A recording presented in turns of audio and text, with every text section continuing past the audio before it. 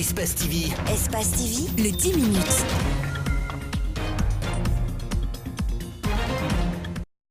D'abord, le président de la République invite la banque Afriland First Bank à augmenter les prêts en faveur des MUFA. Il sollicite de partir d'1,5 milliard de francs guinéens à 2 ou 3 milliards. D'ailleurs, il promet de leur donner gratuitement des équipements. Première promesse. Moi, je vais mettre à leur disposition les tracteurs et les moissonneuses batteuses gratuitement.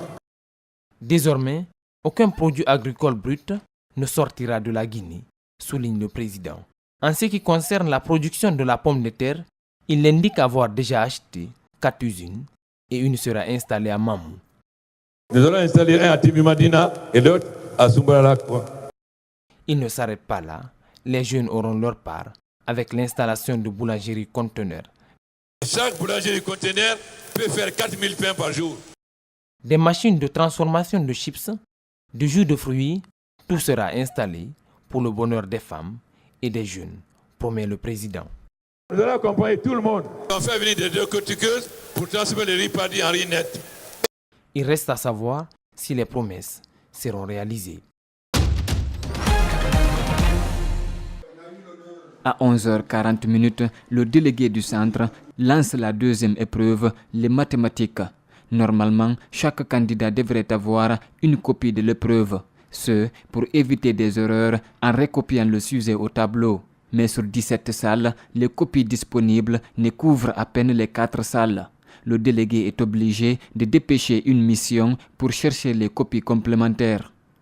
Sur 17 salles, nous n'avons que pour 4 salles seulement. Et au niveau de chacune des salles, il y a 30 élèves. Donc voyez-vous ce que ça fait? Donc on est obligé de faire le tirage au niveau, avec même le DPE qui est en train de venir maintenant là, pour essayer de mettre tous les papiers à la disposition des élèves. Mais on va essayer de prolonger de 5 à 10 minutes pour pouvoir récupérer le temps que nous avons perdu par rapport au lancement. En attendant, les candidats doivent se contenter du sujet noté au tableau. Un peu plus tôt, les élèves avaient abordé la première épreuve, l'économie qui porte sur la faiblesse de l'agriculture dans les pays sous-développés. On leur a demandé de citer les causes, les conséquences et de proposer quelques pistes de solutions. Mais apparemment, beaucoup d'entre eux ont eu du mal à s'en sortir. Ces surveillants dénoncent le faible niveau des candidats. Vous voyez un élève de la science sociale, terminale science sociale, incapable de faire une introduction, c'est vraiment pitoyable. Donc je demande au gouvernement de tout faire pour prendre les enseignants qui ont le niveau. Si les enseignants n'ont pas le niveau, ce n'est pas les élèves qui auront le niveau avec le niveau faible. Donc je demanderai au gouvernement de fournir assez d'efforts pour former les enseignants. Les encadreurs, c'est très important. Heureusement, parmi ces lots, il y a une exception. Des candidates qui ont cerné l'épreuve. Elles disent être confiantes de ce qu'elles ont fait. J'ai la certitude que vraiment j'aurai ma moyenne. J'espère 15, 16, parce que je suis sûre de ce que j'ai fait. Je l'ai fait en classe, j'ai révisé et j'ai la maîtrise. Avec l'explication du professeur et la révision que j'ai faite à la maison, je crois que j'aurai ma moyenne. Le baccalauréat se tient en 4 jours. Le dysfonctionnement signalé dans ce centre montre quelques difficultés pour les candidats de se faire évaluer dans la sérénité. Encore dans certaines salles, les élèves tentent de communiquer, confient certains surveillants. C'est l'ensemble des délégués syndicaux des sociétés minières qui se sont réunis pour tabler sur la situation qui prévaut à la SAG. À la CNTG, le secrétaire général adjoint s'indigne. Un groupe de loupards aujourd'hui assiège la SAG depuis 2 jours en prenant comme prétexte qu'il n'y a pas de courant. Donc la société aujourd'hui depuis 2 jours est arrêtée. Et vous savez que l'usine est à feu continu.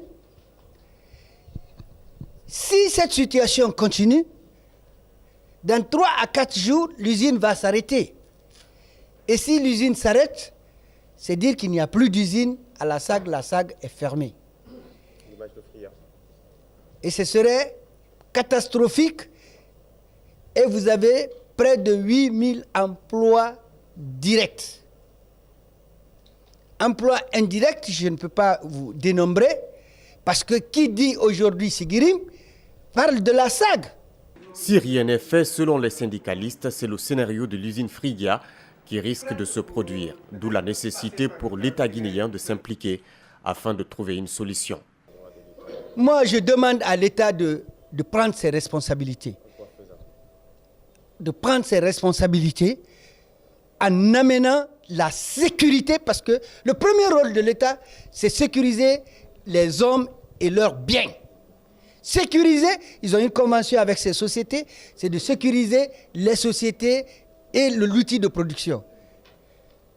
Je vous le dis, et au nom des délégués, que si l'État ne prend pas ses responsabilités, nous allons, je dis bien, nous allons faire jouir tous les droits légaux, y compris la grève de l'ensemble des sociétés minières et industries de Guinée, comme le prévoit la loi. Nous donnons une semaine à l'État de prendre ses responsabilités. Par ailleurs, la Confédération nationale des travailleurs de Guinée, CNTG, attend l'invitation du gouvernement guinéen autour de la table pour ouvrir des discussions sur toute éventualité d'augmentation du prix du carburant en Guinée.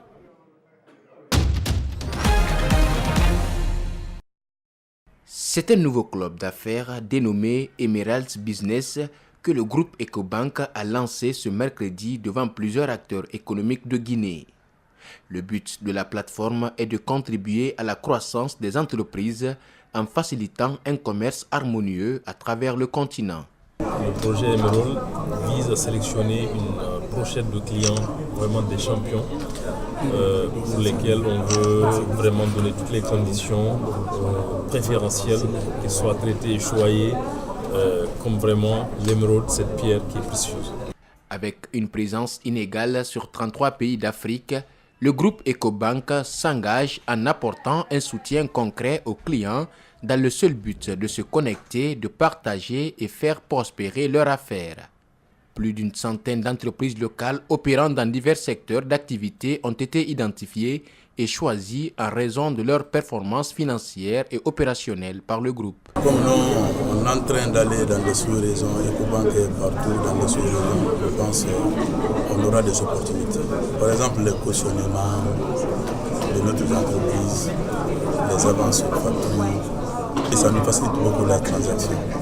Parmi les services exceptionnels, le groupe compte désormais mettre en place un dispositif permettant de comprendre l'environnement économique en mettant l'accent sur la fiscalité, les services portuaires et douaniers, les initiatives gouvernementales et les services de l'Agence de régulation des marchés publics.